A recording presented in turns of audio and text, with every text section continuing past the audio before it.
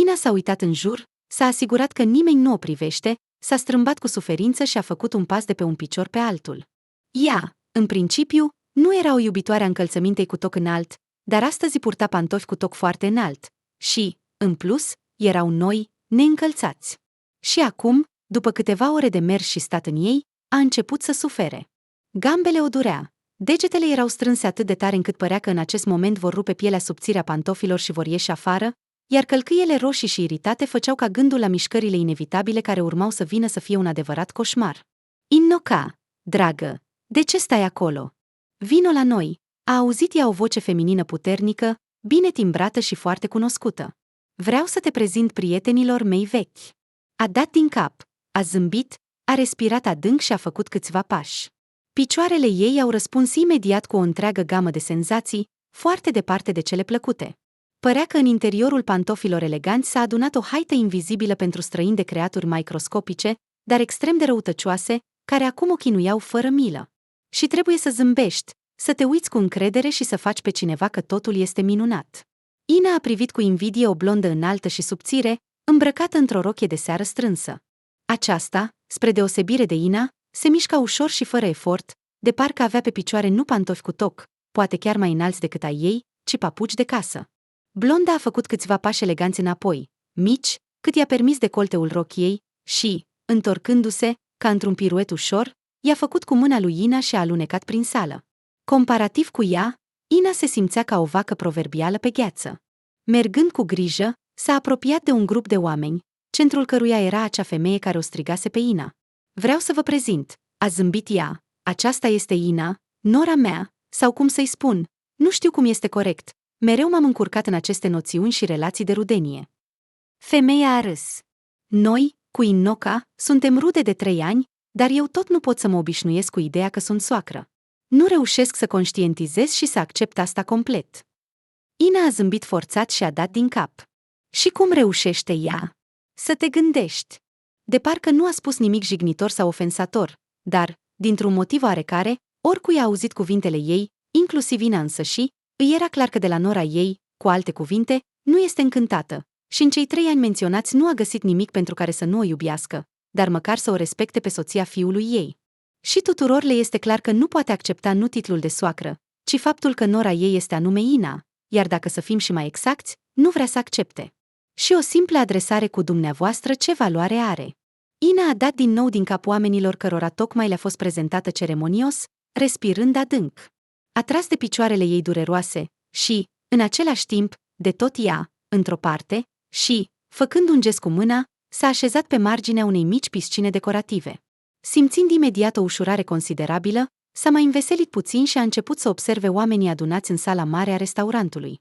Dar privirea ei revenea neîncetat, ca și cum ar fi fost atrasă de un magnet, la figura femeii într-un costum luxos din brocart argintiu. Acest lucru era explicabil. În primul rând, ea era sărbătorită a evenimentului care avea loc în sala restaurantului la modă.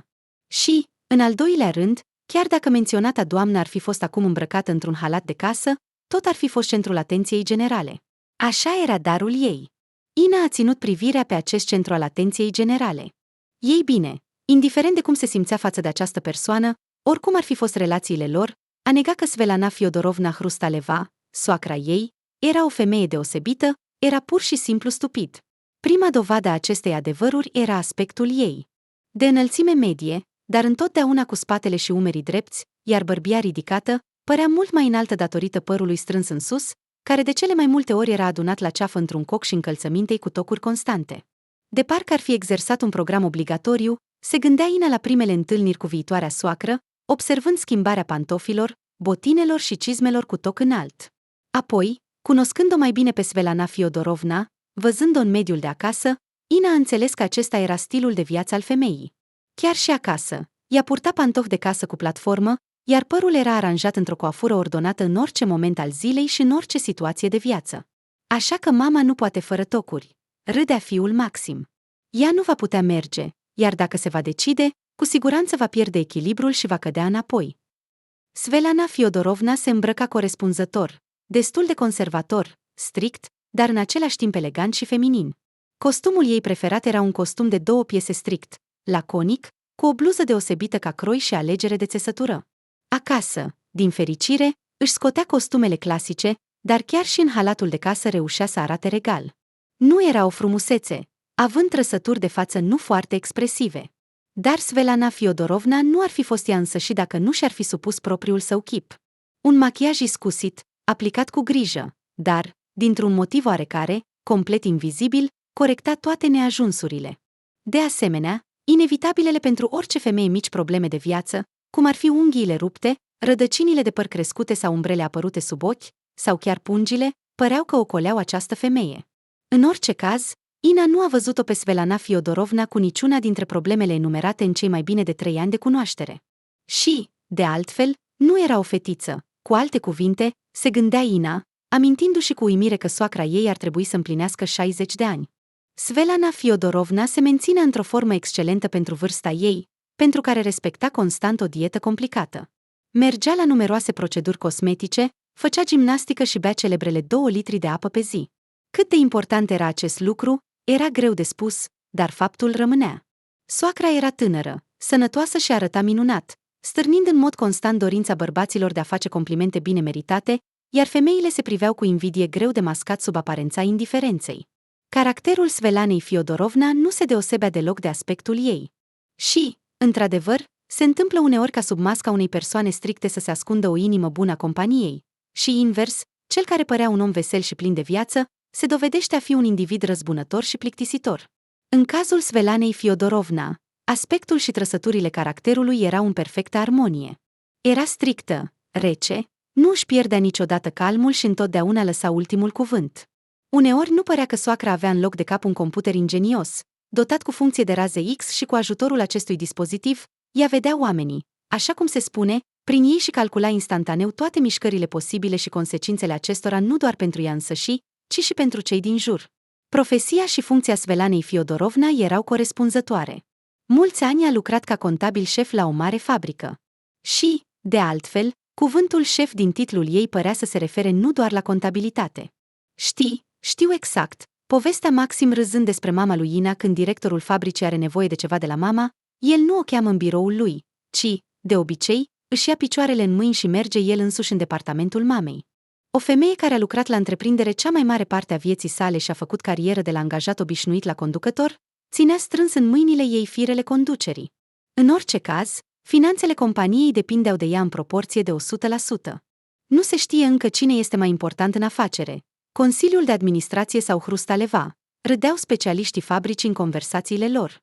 În orice caz, Svetlana noastră Fiodorovna va trăi ușor fără ei, dar ei fără ea, dacă s-ar întâmpla așa, nu ar supraviețui o zi. Contabilul șef de la o mare întreprindere era cunoscut de toți, de la fondatorii până la paznicul de noapte care păzea cel mai îndepărtat gard al teritoriului. De asemenea, toți o respectau, în mod special, cu o teamă pe care o simte oricine, chiar și cel mai curajos elev de liceu în fața directorului școlii. Tineretea, vitalitatea și încrederea în sine a Svetlanei Fiodorovna erau cu atât mai surprinzătoare cu cât soarta nu a fost foarte bâlândă cu ea. Cu toate acestea, poate că tocmai acest lucru, încrederea constantă în acțiunile sale și fermitatea în judecăți, s-au format în dificultăți, așa cum cele mai puternice lame de oțel se întăresc în fric și flacără. Svetlana Fiodorovna părea uneori ca o astfel de lamă, inflexibilă, rece și uneori complet nemiloasă în tot ce nu se referea la fiul ei Maxim. Regina Zăpezii, cum o numeau la întreprinderea ei, astăzi împlinea 60 de ani.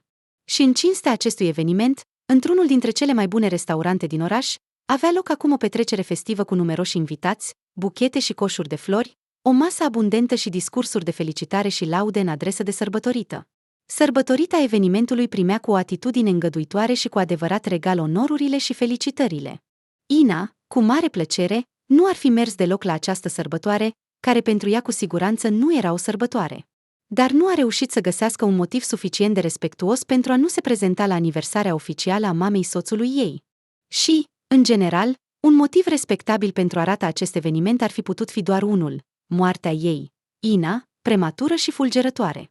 Și, de altfel, aceasta ar fi putut fi un cadou excelent pentru Svetlana Fiodorovna de ziua ei. Dar în ziua solemnă, Ina era vie și sănătoasă. Așa că a trebuit să îmbrace o rochie incomodă cu un decolte uriaș, să-și contureze ochii și buzele, să-și fixeze părul cu spray, astfel încât firele subțiri și rebelii să susțină o coafură cel puțin câteva ore și să-și înfigă picioarele în pantofi strâmți, pe care complet uitase să-i mai poarte puțin înainte. Ina, soțul Maxim cu o expresie de admirație pe față, s-a oprit, văzând-o în toată splendoarea. Cât de frumoasă ești! Ei bine, trebuie să ieșim mai des undeva. Atunci vei putea să... A gesticulat expresiv cu mâinile deasupra capului. Să faci astfel de babilonuri pe tine. Nu te aștepta, a zâmbit Ina. Și, în general, nu sunt eu, dacă trebuie să fiu sinceră. Cel puțin, picioarele mele cu siguranță nu mă aparțin. A trecut o gând timid de a-și da jos pantofii care o strângeau și a se încălța cu balerini confortabili. Dar Ina și-a imaginat imediat privirea ironică și sarcastică a soacrei și parcă a auzit cuvintele pe care doamna Hrustaleva, desigur, nu le-ar pronunța niciodată cu voce tare, dar le-ar exprima prin tot comportamentul ei. Ei bine, desigur. Ce altceva s-ar putea aștepta de la această naivă? Să apară la o seară de gală în rochie de seară și papuci de pe piața chineză, este complet în stilul iubitei mele nurori. Nu îi va oferi Ina o astfel de plăcere. Relațiile cu soacra ei nu s-au desfășurat prea bine încă din prima zi a cunoașterilor. Ceea ce s-a născut și a existat între ele timp de mai bine de 3 ani, nu putea fi numit cu cuvinte chiar atât de rele. Totuși, erau departe de a fi o ceartă anecdotică între soacră și nora cu săpun în supă pentru prima și expunerea de sculță în fric pentru a doua. Dar Svelana Fiodorovna, cu răbdarea ei, nu s-ar fi coborât niciodată la așa ceva. Dar nici comunicarea lor nu putea fi numită normală. În general, relațiile dintre ele erau complicate. Era clar doar un lucru. Ina nu îi plăcea categoric soacrei sale, iar în timpul care a trecut de la prima lor întâlnire, Ina nu a avansat cu un pas în direcția îmbunătățirii acestei situații. Ina, continuând să stea pe marginea piscinei din granit, a găsit din nou cu privirea soacra. Aceasta, în costumul ei din brocart, strălucind cu nuanțe argintii, era astăzi deosebit de elegantă. Figura ei subțire și tonifiată, care părea și mai subțire datorită tocurilor înalte constante, părul scurt, dar voluminos, aranjat într-o coafură elegantă, ochii conturați cu măiestrie, buzele pline, ușor acoperite cu luciu, pielea perfectă. Toate acestea se combinau într-o imagine foarte atrăgătoare, care o făcea pe Ina să se uite cu uimire la invitație, pentru a verifica vârsta sărbătoritei. Fără îndoială, Svelana Fiodorovna arăta splendid. Și pentru vârsta ei, și, ca să fim sinceri, pentru o vârstă mult mai mică. Pur și simplu uimitor. Și cum reușește? Cu programul ei de lucru și soarta destul de complicată. De câte ori s-a mirat Ina de acest lucru? Și, în general, este incredibil cum această doamnă a reușit să iasă din toate necazurile. Și nu doar să iasă, ci să iasă învingătoare. Și acum stă cu nonșalanță în mijlocul celei mai luxoase săli de banchet din oraș, primind cu bunăvoință felicitările de la oamenii puternici ai lumii. Ina s-ar fi mirat foarte mult dacă ar fi putut citi acum gândurile soacrei. Ascultând asigurările de respect profund și admirație din partea unui alt bărbat cu un buchet imens de trandafiri, însă și Svelana Fiodorovna Hrustaleva, născută Frolova, se gândea la aceeași întrebare. A reușit să parcurgă tot acest drum, să cadă de multe ori, să se ridice și să ajungă acolo unde se află acum. Svelana s-a născut într-un sătuc mic cu 3 străzi și o viață atât de lipsită de speranță, încât prima ei gândire conștientă a oricărui adolescent crescut aici era: când voi crește, voi pleca imediat de aici, oriunde, doar să fiu departe de această izolare lipsită de speranță. Svelana nu a fost o excepție de la regulă. Își dorea cu ardoare să scape de tăcerea apăsătoare, pe care o întrerupea doar țipătul unei feronerie, zgomotul unei mașini de tuns iarba, ridicând nori de țânțari deasupra grădinilor acoperite de iarbă și urzici, sau mugetul cerbilor care se adunau în timpul zilei. Iarna, satul natal era complet tăcut, unde se auzeau doar vânturile, fie ale viscolului, fie ale lupilor care se apropiau prea mult de sat. Să scape de aici, desigur, să plece, să fugă, chiar și pe jos. Acolo unde este zgomot și veselie zi și noapte, unde chiar și noaptea este luminos ca ziua de la lumina strălucitoare, unde drumurile sunt largi și mașinile strălucesc de vopsea, feroneria este imensă, iar mâncarea este rafinată, iar oamenii frumoși și încrezători trăiesc o viață plină, reușind într-o zi să facă atât de multe, cât nu se poate face în satul natal nici în o lună. Acolo unde poți purta pantofi frumoși și scumpi și să pășești cu încredere în viață. În general, să plece în oraș și să se descurce, să se lupte, să se impună pentru ceva. Ceva? Ei bine, deocamdată nu era foarte clar pentru ce anume. Dar acel ceva ar trebui să-i aducă fericire și plăcere în viață. Cu toate acestea, privind în oglindă, Svelana recunoștea sincer că aspectul ei, spre deosebire de exemplu, fata vecină Valia, nu o ajuta deloc în a-și câștiga un loc sub soare. Se uita la reflexia ei și suspina dezamăgită. Era bine făcută, de înălțime mică, cu fața rotundă, nasul scurt, rumenă, asemănătoare cu un măr de toamnă, cum o numea mama. Svetlana era infinit de departe de idealurile de frumusețe de pe podiumuri și din cinematografie, fetele subțiri și flexibile cu genunchi lungi, părul perfect aranjat, obrașii proeminenți și ochii adânci, conturați cu gene lungi, deși nu întotdeauna ale lor. Genele și părul Svetlanei erau ale ei, lungi și dese. Dar asta era catastrofal de puțin pentru a fi considerată frumoasă. Și nu avea alte date excepționale.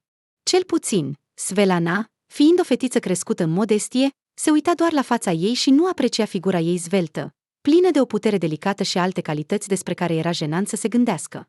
Și, fără îndoială, acestea existau. Și totuși, Svetlana spera la altceva, și anume la mintea ei. Mamă, voi merge în oraș și voi da examen pentru universitate, i-a spus ea mamei, când a început să se apropie sfârșitul școlii, la care Svetlana a mers timp de 11 ani în satul vecin. Îmi pare rău, dar nu voi rămâne aici nici o zi în plus. Mama, obișnuită să asculte, să nu se audă zgomotul necontrolat al tatălui care se întorcea acasă, dădea din cap înțelegător, deși inima ei era frântă de despărțirea iminentă de fiica ei. Svetlana a terminat școala și a plecat în orașul mare. În toată viața ei scurtă, a fost în asemenea locuri de cel mult câteva ori. Dar acestea au fost impresii de copil, care se formează adesea în mintea unei persoane care admiră o imagine frumoasă care trece pe lângă geamul unei mașini sau vagon. În realitate, totul s-a dovedit a fi complet diferit. Străzile, pline de mașini și clădiri, o strângeau ca într-un not pe fata obișnuită cu liniștea și spațiul. I-au luat posibilitatea de a respira normal, de a vedea și auzi. A durat mult timp și a fost o adaptare dureroasă la lumina constantă din jur, se speria de zgomotele liftului care nu se opreau nici măcar o clipă și încerca să se descurce fără aerul curat și gustos la care se obișnuise din copilărie. După un timp, totuși, s-a adaptat la noua situație. A învățat să nu sară din pat noaptea din cauza zgomotului liftului, a încetat să se lovească de oameni și să se ferească de mașini. În general, încetul cu încetul devenea o locuitoare a orașului. Dar toate acestea erau nimicuri în comparație cu singurătatea care s-a abătut asupra ei. Svetlana nu a crescut într-o familie foarte mare. A trăit cu părinții și fratele ei mai mic. Tatăl, un bărbat care bea, dar care s-a menținut la marginea supraviețuirii timp de mulți ani. Mama, răbdătoare, împăcată cu viața și care visa doar la binele pentru fiica și fiul ei. Și fratele ei, Alexei, care dispărea mereu pe stradă, nu o interesa prea mult din cauza vârstei fragede. Așadar, cam aceștia erau toți cei cu care Svetlana putea comunica. Și colegii de clasă numeroși și singura ei prietenă, vecina Nina, nu se puneau la socoteală. Și când Svetlana a plecat de acasă, nu s-a gândit deloc că îi va fi dor de tăcerea mamei, de zgomotul lui Alexei, de murmurele tatălui și chiar de gândurile naive ale Ninei. Datorită tuturor lor, Svetlana nu a fost niciodată singură. Dar, venind în oraș, Svetlana a înțeles pe deplin ce înseamnă singurătatea și, mai ales, ce înseamnă să simți că nu ești necesară nimănui, că în această mulțime umană de milioane nu există nicio ființă vie care să-i pese de ea, Svetlana. Orașul, ca un monstru gigantic, a înghițit fata, fără să o observe printre mii de alte fete ca ea. Strângând în mână o bucată de hârtie cu adresa unei vechi cunoștințe pe care i-a dat-o mama, Svetlana a ajuns în sfârșit la o mică garsonieră dintr-un vechi bloc de 5 etaje, care, se părea, fusese abandonată de mult atât de locuitori, cât și de serviciile comunale. În orice caz, intrarea arăta de parcă ar fi fost nevoie de săpături arheologice, iar amestecul de mirosuri a făcut Svetlanei, care nu se obișnuise încă să respire aerul orașului, să-i se învârtească capul. În cele din urmă, găsind apartamentul dorit și închizându-se în micul ei cămin, Svetlana a tăcut speriată.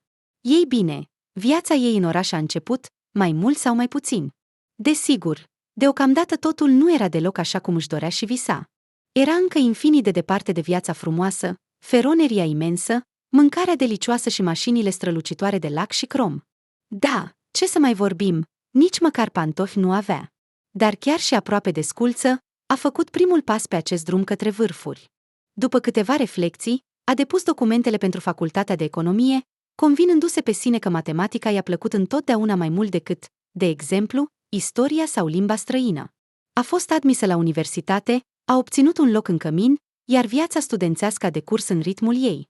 A fost greu să învețe. Algebra de la școală s-a transformat în analiz matematic și matematică superioară, iar aceste materii nu voiau să se supună Svetlanei. Dar s-a străduit din răsputeri și, fără un strălucit succes, a trecut de la un an la altul. Bursele și acele firimituri pe care le trimitea mama plină de compasiune, desigur, nu erau suficiente nu doar pentru o viață demnă, ci chiar și pentru Batiste cu care să șteargă lacrimile. De aceea, din anul 3, Svetlana a început să lucreze, unde putea, seara și chiar noaptea spăla vase în restaurant, curăța scările în blocuri, alerga cu pliante publicitare prin centrul comercial după vizitatori care se speriau de ea și chiar de câteva ori a jucat o găină veselă în fața unui nou cafe care tocmai se deschisese, bucurându-se că imensul costum ridicol o ascunde complet de cei din jur. De câteva ori a prins priviri curioase ale bărbaților. Desigur, când era îmbrăcată normal, nu într-o salopetă fără formă cu pene. Dacă ai timp ziua, pot încerca să te angajezi ca chelneriță, a propus odată managerul restaurantului unde i-a spălat munți de vase seara. Tânărul o privea deschis și destul de obraznic, fără să încerce să-și ascundă aprobarea evidentă. Îți stă foarte bine în șorț, va fi intrigant, a mormăit el. Svetlana a refuzat oferta din cauza programului de muncă incomod. Dar această conversație, și mai ales privirile tânărului, care o făcuseră să se înroșească și să se neliniștească, au determinat-o să se examineze mai atent. S-a schimbat foarte mult în cei 4 ani de viață în oraș. Fața ei sănătoasă și rumenă s-a subțiat și s-a alungit, trăsăturile au devenit mai ascuțite și mai expresive, rumeneala a dispărut, la fel și expresiile de frică și uimire cu care umbla prin oraș la început.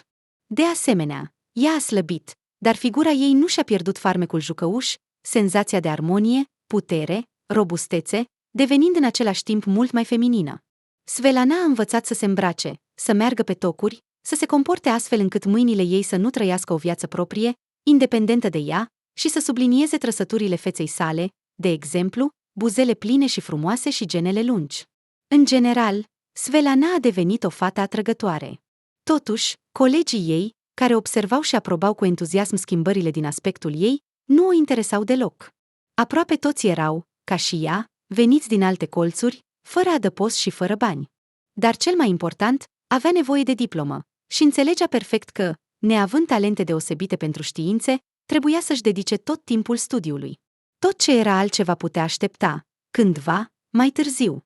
În cele din urmă, în ultimul an de studiu, când diploma se arăta în fața ei, s-a împiedicat de un subiect numit informatică economică, care, din cauza lipsei de dragoste pentru computere și tot ce ține de ele, s-a dovedit a fi o piatră de încercare pentru ea. După ce a picat examenul, se gândea trist la soarta ei de studentă nefericită, rămasă fără bursă și fără odihnă, pentru că trebuia să atace din nou această vârf inaccesibil numit informatică economică și nu știa din ce parte să se apropie de el. De ce ești tristă? Te-ai supărat, nu-i așa? Crezi că Ivan Sergivic e un nemernic că nu ți-a dat măcar un 3? A răsunat o voce masculină deasupra ei. Tu, Frolova, nu ești deloc pregătită pentru examen, nici măcar pentru un satisfăcător nu ești capabilă, așa că fără supărare. Ea și-a ridicat privirea. În fața ei stătea profesorul care tocmai îi dăduse un neîndeplinit. Un tânăr asistent energic îl înlocuise pe profesorul bolnav, pe care Svetlana și ceilalți colegi, care nu se înțelegeau prea bine cu informatica, aveau mari speranțe în ceea ce privește atitudinea sa binevoitoare la examen. Acesta, cum l-au numit toți cei care au picat, neîndemânaticul, a venit din afară, s-a speriat vesel de nivelul cunoștințelor lor și, de asemenea, vesel și ușor, le-a dat neîndeplinit la materie. De ce mi-ar trebui mie informatica? Eu, de altfel, studiez pentru economist, nu pentru programator, a murmurat Svetlana. Da, s-a bucurat bărbatul. Și te gândești să lucrezi cu ABAC sau totuși pe computer? Ascultă, vrei să te ajut să te pregătești pentru reexaminare? Vii și îi uimești pe toți cu cunoștințele tale. Eu sunt aici un om temporar, străin, am venit, am plecat. Așa că nu facem nimic neetic. Oferta a fost atât de neașteptată încât Svetlana a dat din cap fără să-și controleze reacția. Ivan a ajutat-o într-adevăr să se pregătească pentru o reexaminare mai mult decât reușită, dar nota 5 la materie nu a fost singurul rezultat al acestui tutoriat. Rezultatul secundar a fost exact acela pe care l-ar numi neetic, dacă Ivan Sergivic ar fi fost un profesor titular al universității. Svetlana, îmi place foarte mult, i-a șoptit Ivan la ureche când ea, fericită, a venit la el în vizită la invitația lui, pentru a-i mulțumi pentru ajutor și a sărbători reușită a examenului. Ivan, un localnic, locuia într-un apartament pe care îl primise fie de la bunica, fie de la bunicul. Detaliile nu o interesau prea mult pe Svetlana, dar faptul că Ivan avea un apartament separat locația sa și dimensiunile decente erau foarte importante pentru ea. Nu, Svetlana nu era o nemernică interesată de bani. Deloc. Pur și simplu, din voința sorții, lângă ea s-a aflat un bărbat tânăr și simpatic, cu educație, perspective de câștiguri bune și un apartament excelent în centrul orașului. Și acest bărbat era evident interesat de ea, Svetlana. De ce ar fi trebuit să piardă această șansă de a scăpa, în sfârșit, din căminul pe care îl detesta, de a-și cumpăra primele cizme de iarnă normale din viața ei și de a visa la o călătorie la mare ca la ceva real, nu ca la un vis complet imposibil? Cine ar fi judecat-o? Probabil doar acela care nu a trăit niciodată într-un cămin studențesc vechi, bântuit de toate vânturile, în care cădeau pe cap gândaci vii, nu își întindea punga de hrișcă sau de tăiței pe o săptămână și nu își acoperea crăpăturile de pe pantofii din piele artificială cu un marker negru. Și apoi, calculul, dacă a existat vreunul în mintea ei, a cedat locul unui sentiment complet sincer și de interesat. S-a îndrăgostit profund și, uitând de calculele inițiale, cu toată fervoarea ei feminină, care fusese atât de mult timp reprimată. Ivan a acceptat cu evidentă plăcere acest fapt și cu aceeași plăcere i-a permis Svetlanei să-l învăluie în grijă. Svetlana a terminat institutul, a obținut diploma și a găsit un loc de muncă ca contabil, cu un imens sentiment de ușurare, gândindu-se că a scăpat în sfârșit de Ivan și nu a observat deloc cum l-a pus pe el pe gâtul ei.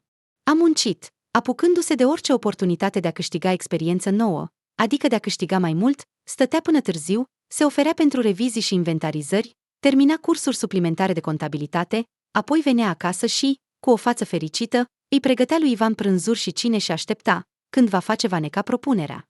Și după un an, dintr-o dată, a auzit. Svetic, știi, e o problemă, trebuie să... Hai, strângeți lucrurile și îmi pare rău, dacă e ceva. Îmi pare rău, a șoptit ea abia auzind. Da, îmi pare rău, dar ce? Eu, de fapt, nu ți-am mărturisit niciodată sentimente speciale, a auzit ea de la bărbatul pe care îl iubea. Totul a fost bine, pur și simplu excelent, îți sunt recunoscător, dar, în general, trebuie să ne despărțim. El s-a făcut brusc rușinat, dar a dat din cap cu încăpățânare și a continuat glumeț. Da, și nu mai ai nevoie de tutoriat. Ești acum o specialistă educată, nu te vei pierde. Apropo, am scris câteva numere de telefon. Acolo îți pot închiria o cameră, dacă vrei. Ivan i-a întins Svetlanei o foaie scrisă cu cifre. Mulțumesc, a dat din cap Svetlana, ca și cum ar fi susținut un examen greu de răbdare și tărie. Se putea să-l învinovățească pe Ivan pentru că a acționat așa? Poate, da, dar doar acela care a întâlnit vreodată în tinerețe pe aceea, prima și singura pentru toată viața. Din punctul său de vedere, Ivan a acționat chiar corect. Nu a vrut să o mintă pe Svetlana, să continue să trăiască pe seama ei, să se întâlnească cu alte femei pe la spatele ei. Și, în general, de ce ar trebui să suporte o femeie lângă el pe care nu o iubește? Chiar dacă avea o formă destul de apetisantă și o rezistență de cal în ceea ce privește munca. Ei bine, nu o iubește pe Svetlana, ce să facă? Și apoi, el nu o dă afară pe ușă.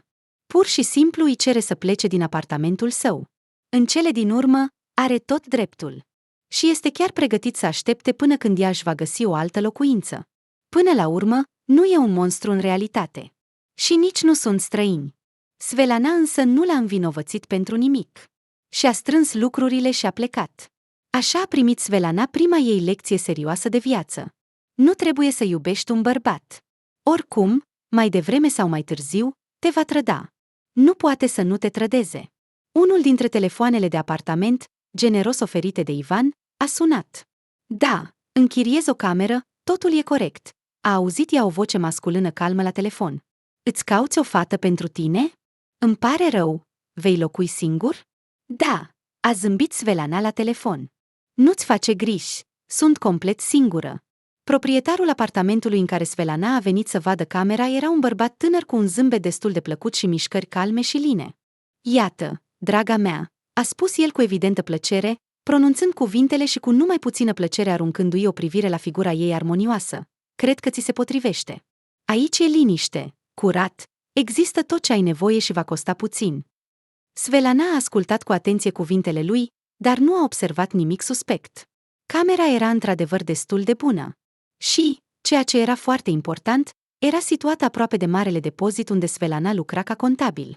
Anatolie, așa cum se numea proprietarul apartamentului, s-a dovedit a fi un om destul de decent și receptiv. Cel puțin, a înțeles dificultățile de viață ale noii sale chiriașe. A ajutat-o să schimbe o poliță, să mute o canapea și chiar, ca și cum s-ar fi decis, a adus de undeva un televizor mic, vechi, dar funcțional. Asta ca să nu te plictisești seara, Svelana, a spus el, ca și cum ar fi așteptat puțin, a dat din cap și a plecat. După câteva luni, compania comercială care revindea o mulțime de mărfuri mici s-a închis brusc. Proprietarii, adunând veniturile și mobilierul, inclusiv imprimantele și scaunele, au dispărut, iar Svelana, împreună cu ceilalți angajați nefericiți ai firmei, a rămas fără salariu pentru ultimele 2 luni de muncă intensă. Nu avea cu ce să plătească chiria, chiar dacă Svelana ar fi învățat să se descurce complet fără mâncare. Întoarcerea acasă, în sat, se contura fără milă. O întoarcere fără glorie și deprimantă. Anatolie, înțelegi? A scos Svelana cu greu la întâlnirea cu proprietarul ei. Am rămas fără muncă și fără bani. Îți datorez pentru această lună. Îți promit că îți voi da înapoi. Sper că vei fi de acord să aștepți.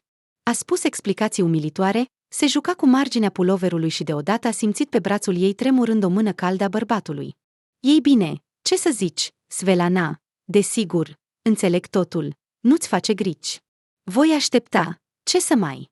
Locuiește cât vrei și fără plată. Se uita la ea cu bâlâândețe și admirație. Cum aș putea să nu te ajut? Ești atât de... A lăsat-o de mână și a tușit timid.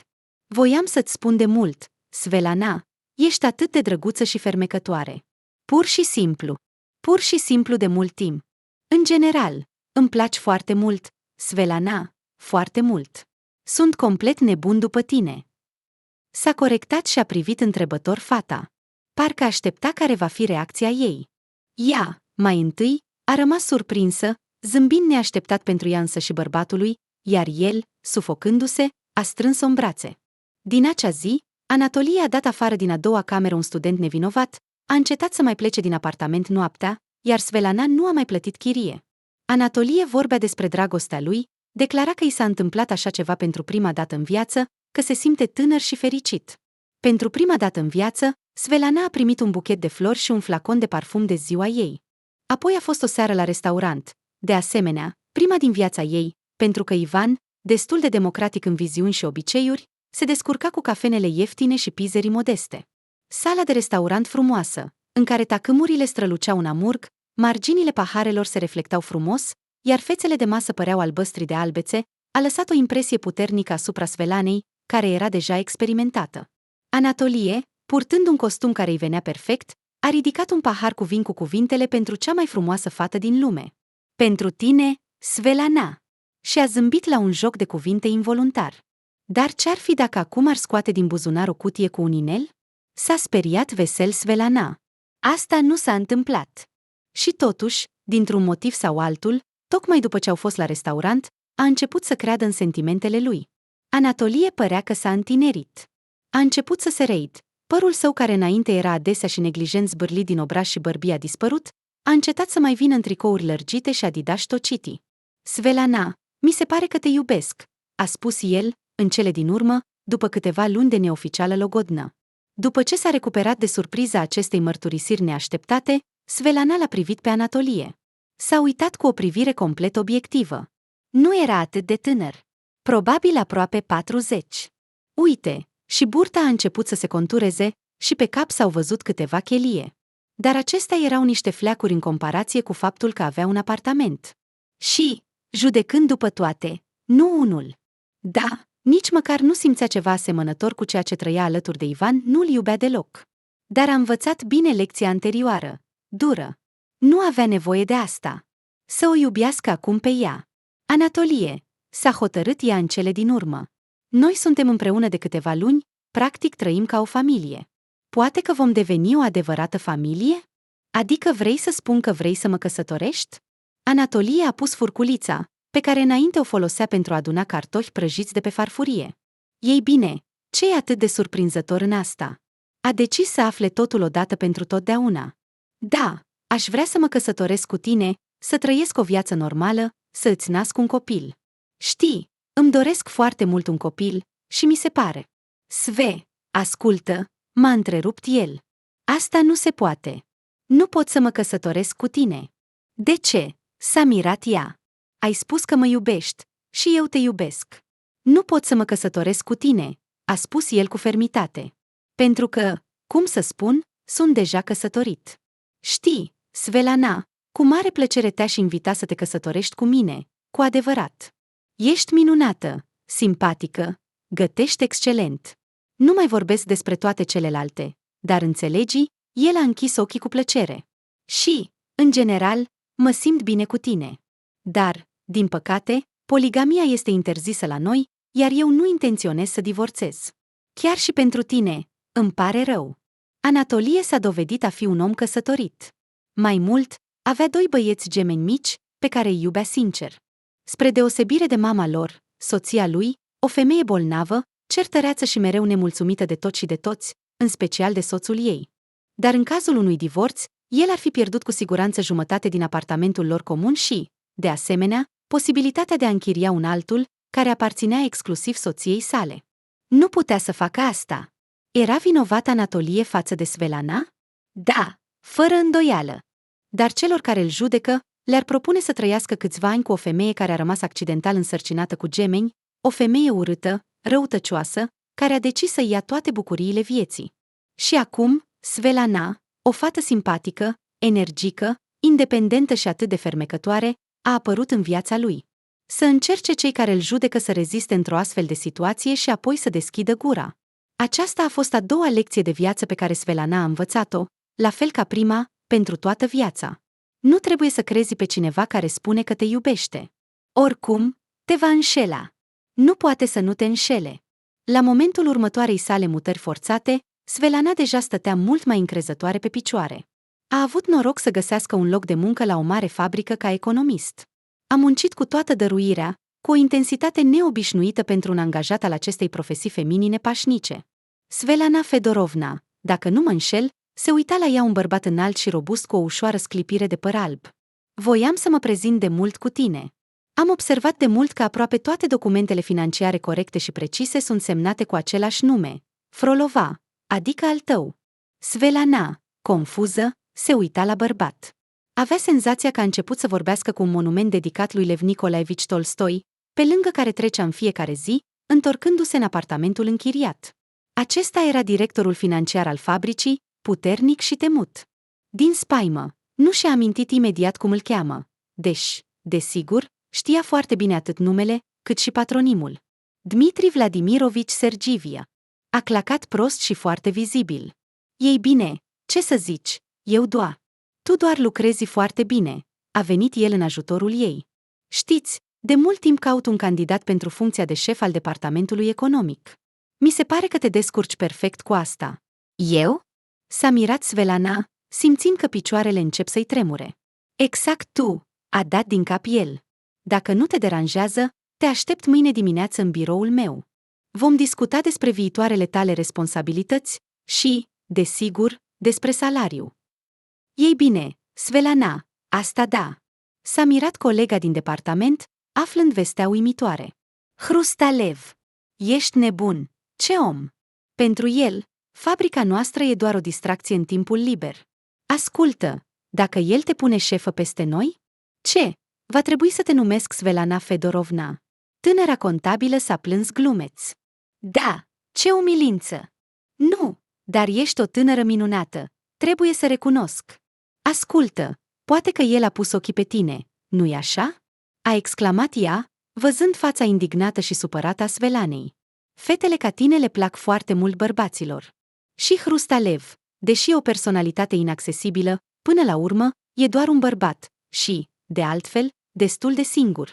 Imaginează-ți, o bucată atât de tentantă și nimeni în jur.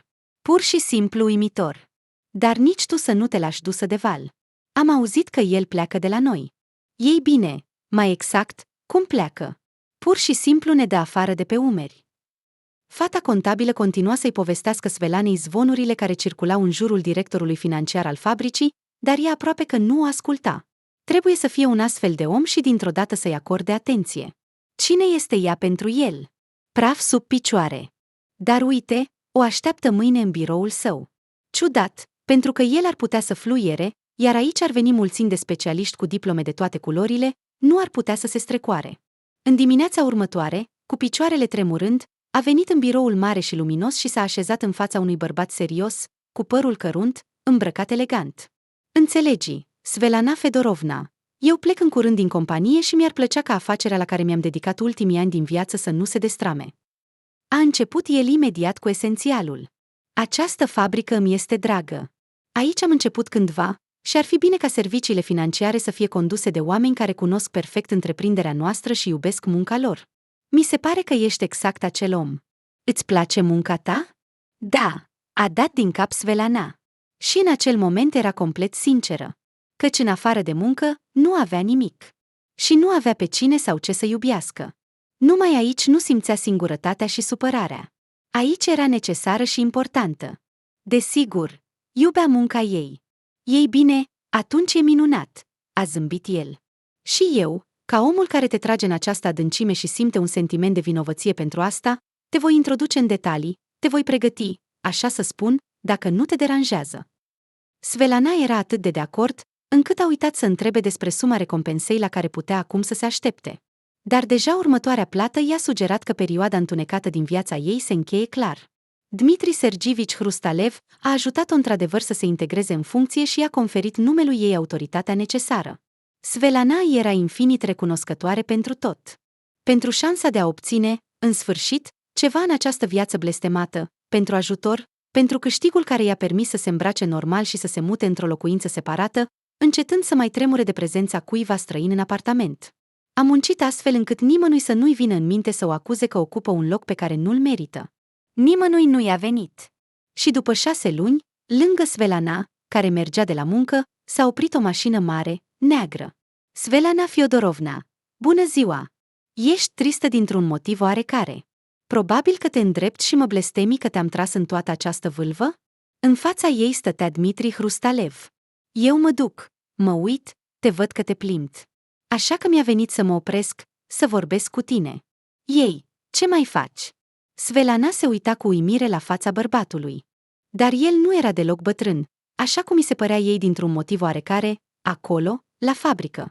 Poate că era din cauza bronzului destul de închis, evident străin, care îi acoperea fața, a părului crescut, care cădea într-un fel băiețesc pe frunte, și a ochilor, strălucitori, veseli, ochii unui om care era evident mulțumit de sine și de viață. Oh, bună ziua, Dmitri Sergivici, s-a pierdut ea. Totul e bine. Mulțumesc, lucrez aici. Da, știu, te descurci excelent, a zâmbit el. Nu te gândi, eu te urmăresc, a glumit el, ridicând sprâncenele. Ascultă, am o idee. Ce-ar fi să ne așezăm undeva liniștiți și să vorbim? Aici, în apropiere, este un loc minunat.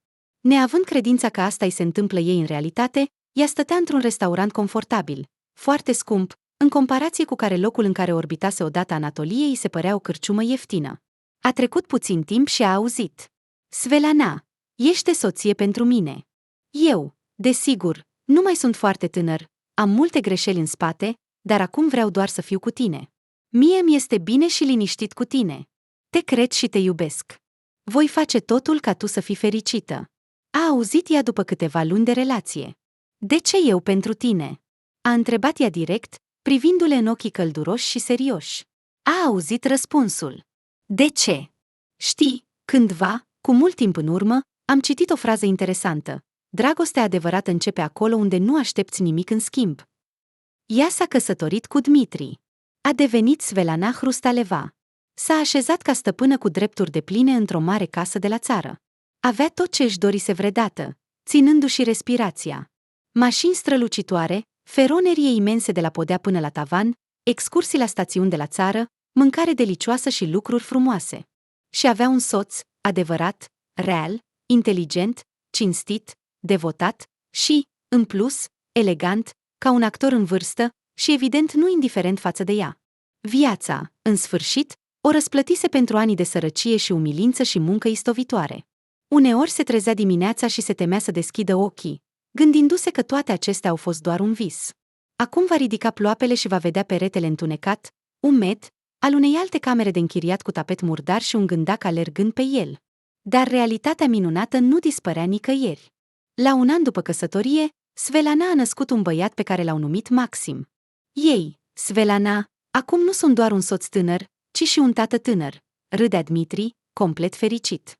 Acum trebuie să trăiesc 100 de ani ca să văd nepoții. De ce în acel moment Svetlana a simțit brusc că îi întunecă ochii și inima îi strângea dureros? Probabil din cauza lipsei de somn. Maxim Dmitrievici Hrustalev s-a dovedit a fi un bebeluș neliniștit. Ea a dat din cap, alungând viziunea, și l-a luat pe Maxic în brațe, îndreptându-se spre Dima și după câțiva ani, Dmitri Hrustalev a murit. Prost, absurd, înfricoșător. Rătăcindu-se de prietenii vânători, s-a pierdut și s-a anecat în mlaștină. Svetlana a avut impresia că desișul întunecat și surd, din care ieșise cu mulți ani în urmă la lumină, parcă în batjocură i-a întins din nou mâinile sale strâmbe și i-a luat fericirea și liniștea.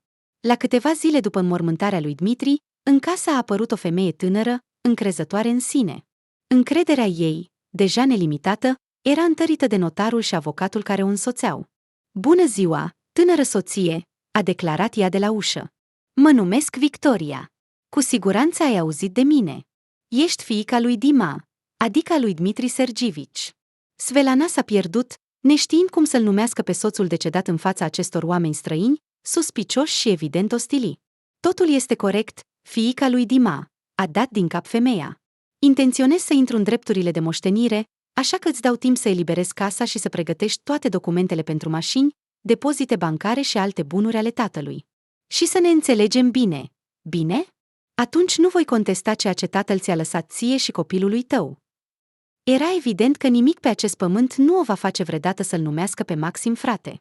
Despre existența unei fiice a lui Dmitri, care crescuse de mult și trăia în străinătate, Svetlana știa, fără îndoială, de la Dima era o poveste lungă, veche și tristă, pe care el nu dorea să o povestească, iar Svetlana nu insista. Dmitri aproape că nu comunica cu fiica sa. Oricum, în cei 3 ani în care Svetlana a fost căsătorită cu el, nu l-a văzut niciodată pe Victoria. Așa a primit Svetlana a treia, cea mai terifiantă lecție din viața ei. Nu te relaxa nici măcar o secundă. De îndată ce crezi în fericire, soarta îți va lua totul. Și cu cât ești mai relaxat, cu atât lovitura va fi mai dureroasă. Adevărul este că, de data aceasta, eforturile lui Dmitri au atenuat foarte mult lovitura. Soțul nu a lăsat un testament, dar ea nu a rămas fără adăpost și mijloace de existență. Pe numele ei era înregistrat un apartament bun. Svetlana a păstrat câteva cadouri de bijuterii foarte scumpe de la soț, iar contul bancar nu era gol. În plus, avea în mâini o profesie și o poziție la muncă. În acești ani, nu doar că și-a consolidat pozițiile la fabrică, dar a avansat decisiv pe scara carierei. Maxim a devenit sensul vieții ei, centrul tuturor grijilor, neliniștilor și speranțelor ei. Și doar el îi vedea zâmbetul, auzea vocea bâlândă și vedea căldura din ochi. În restul lumii, Svetlana Hrustaleva se uita cu severitate, strictețe și exigență, fără a aștepta nimic bun de la ea, strângând ochii și încleștând buzele, amintind de acel tăiș de oțel, tare și ascuțit.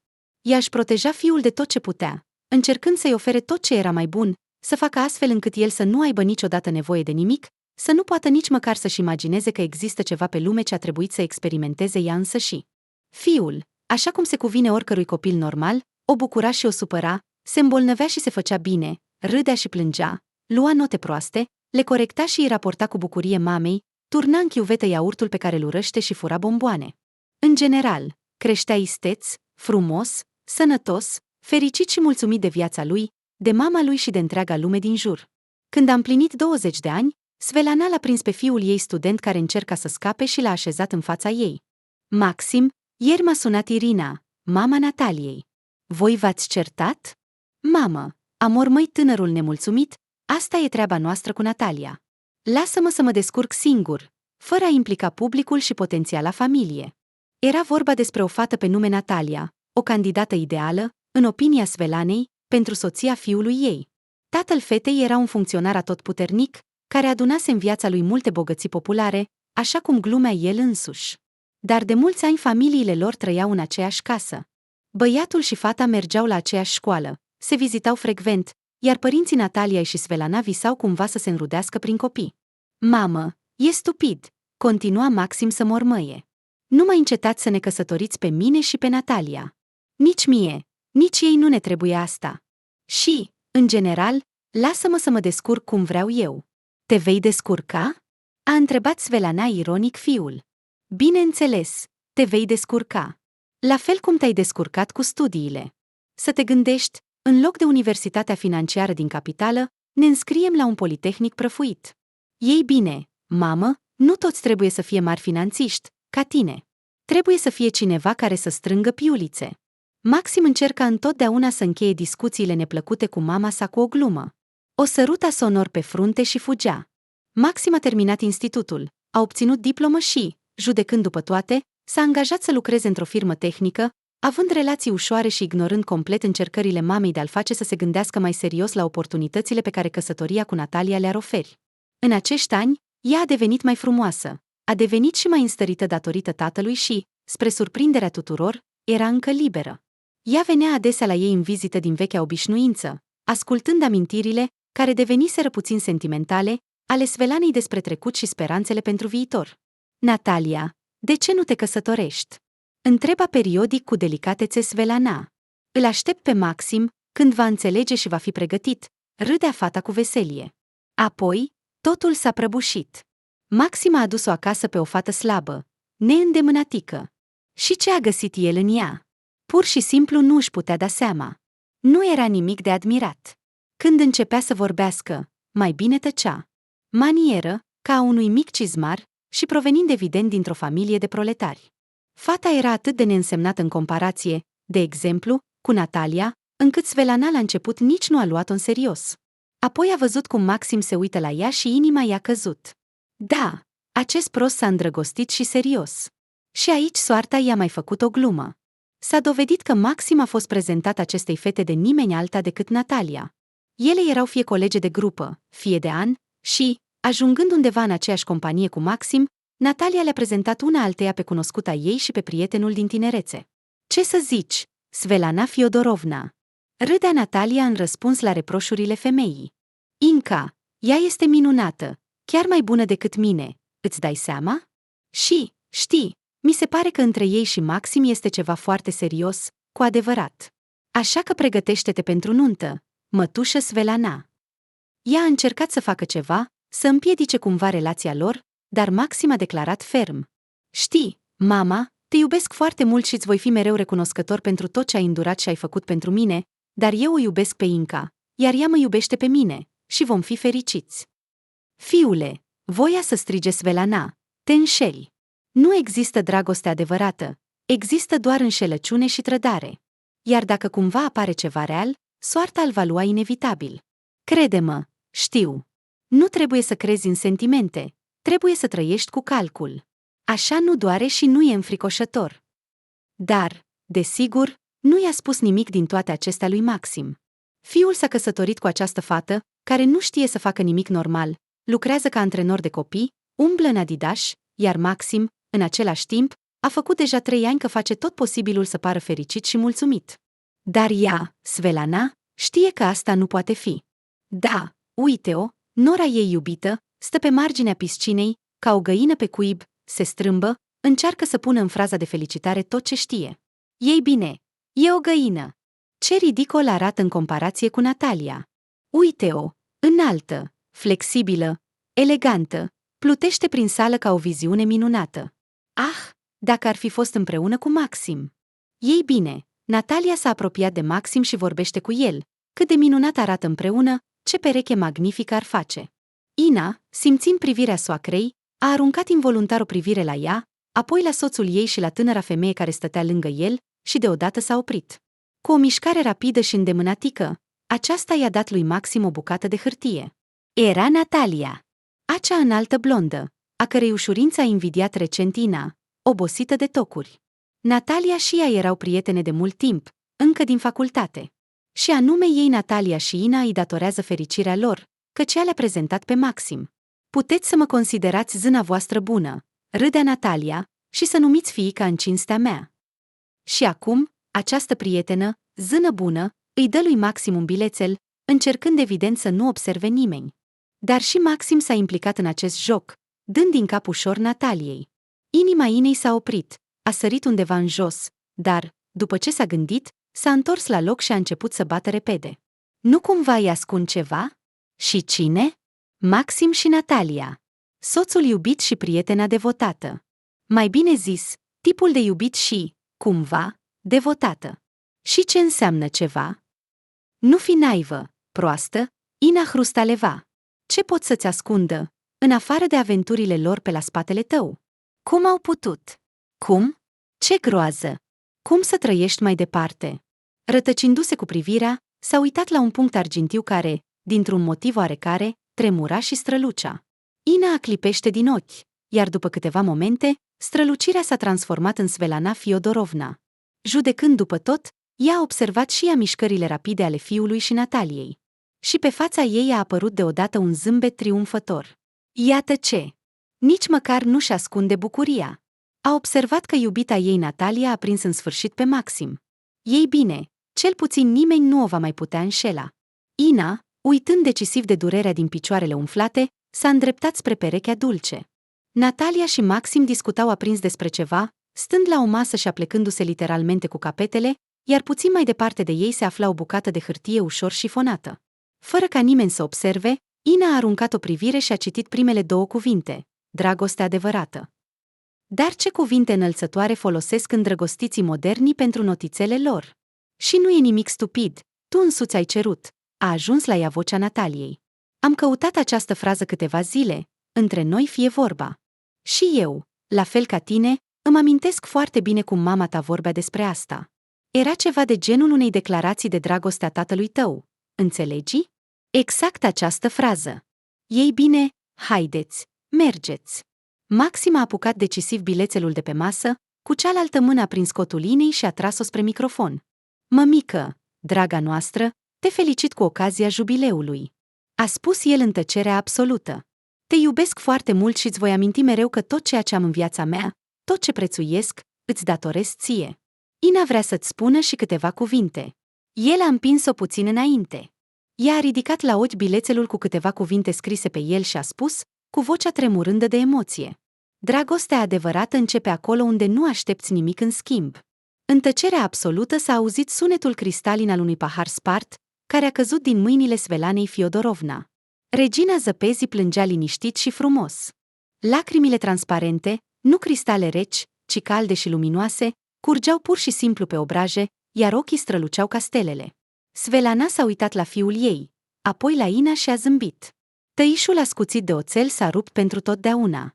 Soacra și nora stăteau la o masă, departe de oaspeții care se distrau.